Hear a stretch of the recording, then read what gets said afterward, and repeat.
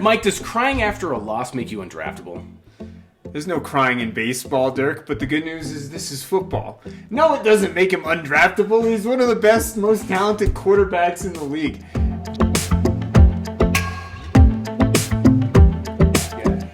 All right, Mike. This last week was probably one of the most interesting weeks I've seen in a trade deadline in history. Yeah. You have the Washington Commanders who decided, hey, to hell with our future, to hell with this season, we're going to sell the farm and get nothing for it. Let's just burn it all down. So let's just talk about that real quick. You saw Chase Young, the number 2 overall pick. Yeah, from 3 years ago. Yeah. He gets traded for a 3rd round pick. Yeah, conditional 3rd. Unbelievable. And then Montez Sweat goes to the Bears. Yeah, he goes to the Bears, and he got paid. He got like $98 million from the Bears, but that's a whole different ballgame. And 2 for franchises, and he got a conditional 2nd round pick, correct?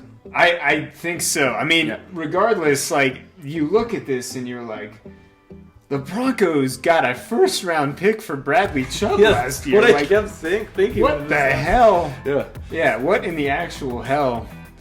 All right, let's just talk about how tanking in the NFL is just a terrible strategy. And I'll just show you exactly why. Now, if you look in the past 5 years, Mike and I did a little bit of analysis on this, but if you look in the past 5 years, teams that have, the overall top number of picks. So let's say you have 1st round picks, and there's teams that have 0 picks in a span of 5 years. It's happened. There's some teams that only have up to like 2 picks in 5 years. That happens commonly, right? Right. Then you have teams like the Las Vegas Raiders that have had 7 picks over the course of 5 years, right? Yeah. You're seeing those teams that have the most amount of 1st round picks in a season not really have that many more wins on average than compared to the teams that are at the bottom. You want to know why? Why is that? Because if you build a winning culture, good players want to come play for you. That's fair. That's exactly what it is. I mean, everyone who is on the Denver, whatever, the social media channels blowing it up saying it's time to tank for Caleb Williams, blah, blah, blah.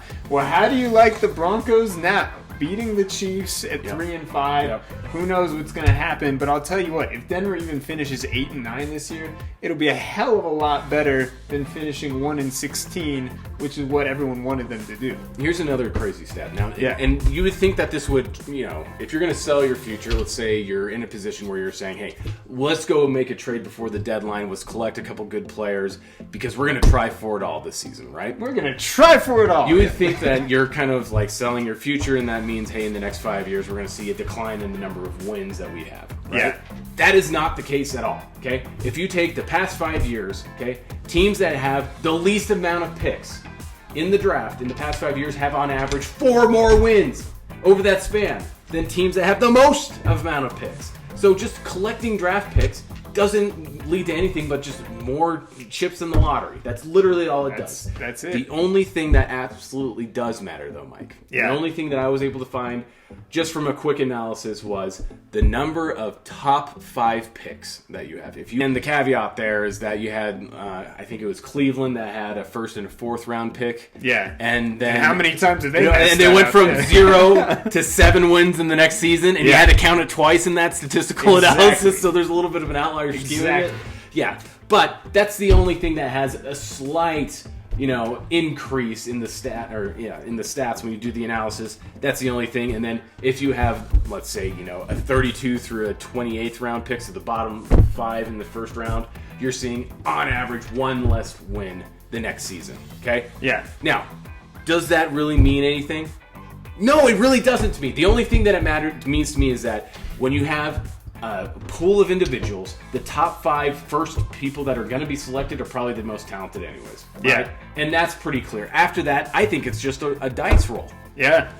People, for the love of Ovaltine, listen to me. For the last time, when you start saying Caleb Williams is the next Patrick Mahomes, let me remind you that Patrick Mahomes was picked by a team that had 5 straight winning seasons, and then he got to sit behind the quarterback for a year who took them to the playoffs again the following year. And the quarterback he sat behind was an extremely experienced veteran quarterback. Exactly. So Caleb Williams is not going to be entering into a Patrick Mahomes situation, and the odds that he's going to have immediate success are extremely low.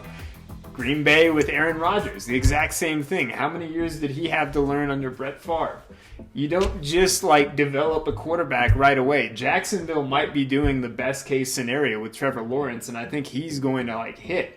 But Trevor Lawrence was also considered like the best prospect of the generation, and it's still taken him like 3 years to get it going, and they're still an outlier in this process. There are more Tim Couches than there are Trevor Lawrences, and yes, there's more Deshaun Kaisers and Johnny Footballs, and should I keep going down the Browns Baker jersey? Mayfield? Dude, don't even get me started. I've sat through it all. And you know what? The Browns team and being a fan of the Browns has become extremely trendy. I want to say, how many of you were watching when Dennis Northcutt was a star for the Browns? I know I was. Yeah, you sure were. All right. Hey, let me ask you one more thing. Here's a little degree of randomness. Does anyone out there remember when there was a conversation of Jake Delhomme versus Tom Brady? Because it was a real thing that happened. Yeah, that's all I got.